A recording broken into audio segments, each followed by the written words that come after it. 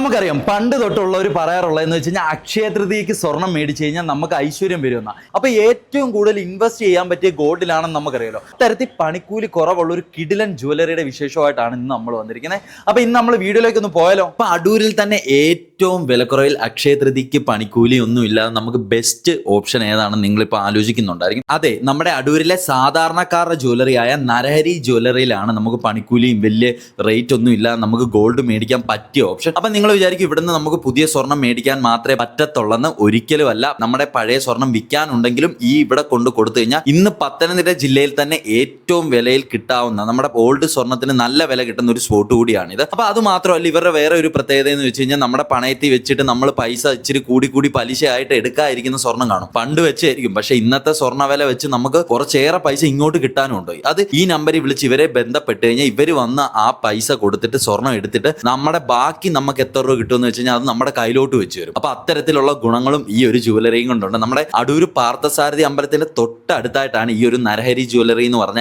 ഈ ഒരു ജ്വല്ലറി വരുന്നത്. അപ്പൊ ഇവരുടെ നമ്പരും കാര്യങ്ങളും എല്ലാം നമ്മൾ താഴെ കൊടുത്തിട്ടുണ്ട്. നിങ്ങളുടെ പണയത്തിൽ ഇരുന്ന് ലേലത്തിലൊക്കെ അവാറായിരിക്കുന്ന സ്വർണ്ണമൊക്കെ ഉണ്ടെങ്കിൽ ഇവരെ വിളിച്ചുകൊണ്ട് പോയി എളുപ്പം എടുത്തിട്ട് ബാക്കി പൈസ കൈ മേടിച്ചോ. അത് വെറുതെ വിറ്റ് പോകണ്ടെന്ന് വിചാരിച്ച് അപ്പൊ ആ പൈസ നിങ്ങൾക്ക് കിട്ടും. അപ്പൊ ഈ ഒരു സ്പോട്ട് മറക്കണ്ട. നമ്മുടെ അടൂരിലെ സാധാരണക്കാരുടെ ജ്വല്ലറി ആയ നരഹരി ജ്വല്ലറി ആണിത്.